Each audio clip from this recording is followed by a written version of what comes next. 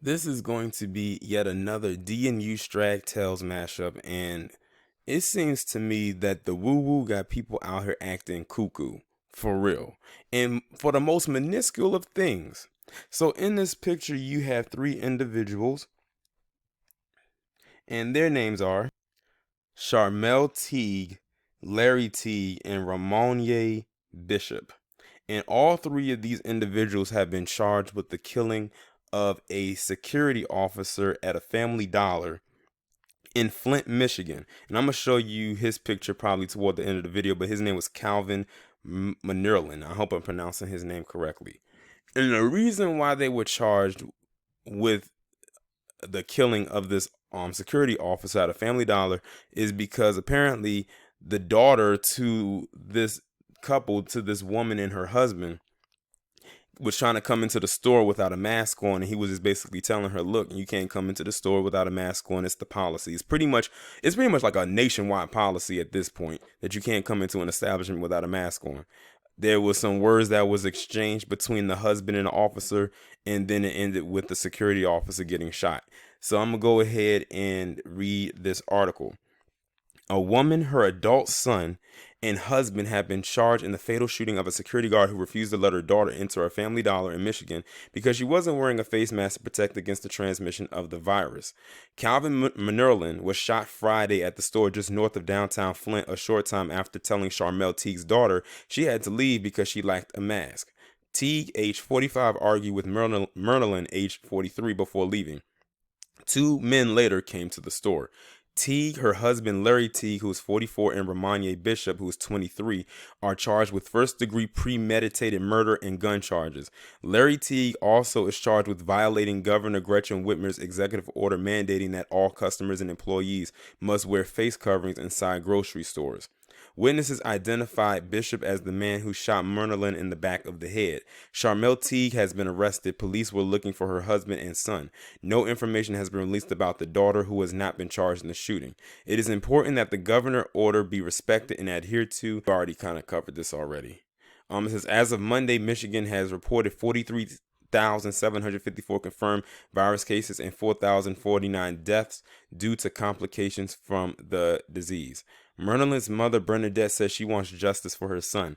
They didn't have to take my child away, and it wasn't that serious, she said. All you people have to do is just listen to the law, listen to the governor, just stay home. If you don't have to come out, then you wouldn't need a mask unless you're out getting groceries and necessities. All my baby was doing was his job, working and doing his job. Whitmer offered her condolences. It is incredibly sad that in this crisis that this life was lost, Whitmer told reporters Monday. We are mindful of how important it is that people keep a level head, that we do the right things protecting ourselves and protecting others. Listen, these three right here deserve whatever is coming their way.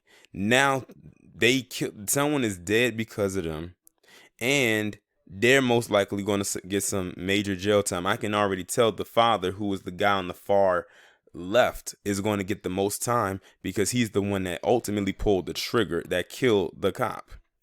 And the mother and the son are probably going to go down as far as being accessories. And they said they charged them with first degree premeditated.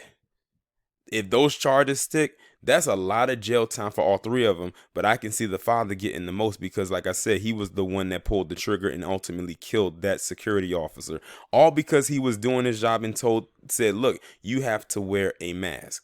Now, I really would like to question that daughter, because who knows what she could have came back and said, because apparently, based on what I was reading, she was going into the store what looks like to be by herself because the son and the father weren't with her. Now, I'm guessing maybe the mother was with her or maybe she wasn't with her. But when they said that the father and son then came in, they weren't with her. So who knows what she probably came back to the car and said to them that triggered them to go in there in the first place. But it's never that serious. All he says, look, you got to wear a mask. You can't come in here without it. And that's that, because they don't have to give you service if you come in there without the mask, and they're trying to protect you. See, this is the thing. It's just simple. You can come in there, wear the mask, do your shopping, and then leave. And when you walk out of the store, you can take the mask off if that's what you choose to do. But their policy in place is that you wear the mask.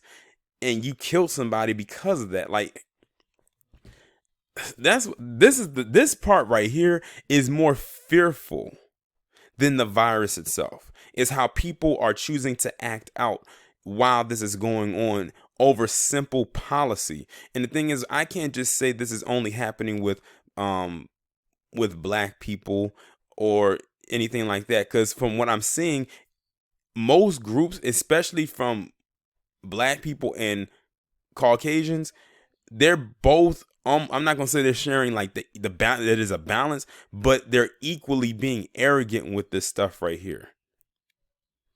That's something I'm noticing that as a very common entity, is that many of them are getting beside themselves especially when it comes to that mask policy. But when you actually take somebody's life because of it, now you're going overboard. Now I'm gonna pause the video right quick so you can see a picture of the security guard. Now here's a picture of the security guard. His name is Calvin Munnerlin, and I hope I'm pronouncing his name correctly. I'm probably messed it up, but yeah, this is him right here. And he had to be a security guard at the Family Dollar. Now, there's a lot of places that don't have security like that, and usually you wouldn't find. Well, depending on where you live, you may have security. If it's I can see if it's in a majority black neighborhood, probably yes. You will have security in places that you probably wouldn't find if you went to like a majority palm colored neighborhood in the suburbs in the same store, and you probably wouldn't have security sitting outside or near the store. But this guy was just doing his job and just telling him, like, look, you can't come in without the mask. When you come in when you get a mask, then you can come in. That's it. What was so hard about that?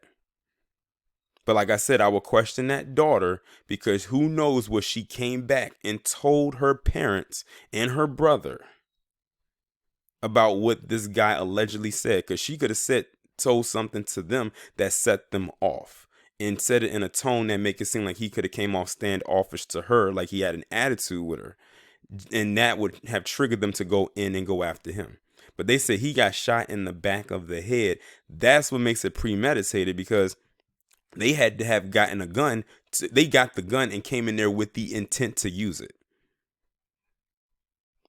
And they said he got shot in the back of the head. So this security officer wasn't even facing him when he killed him. So he didn't even get to see what was coming. So if those charges do stick against this family, so be it. So be it.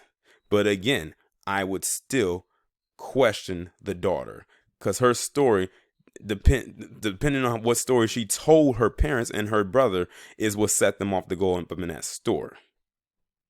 Y'all let me know what y'all think about this down in the comments, and I'll talk to you in the next one.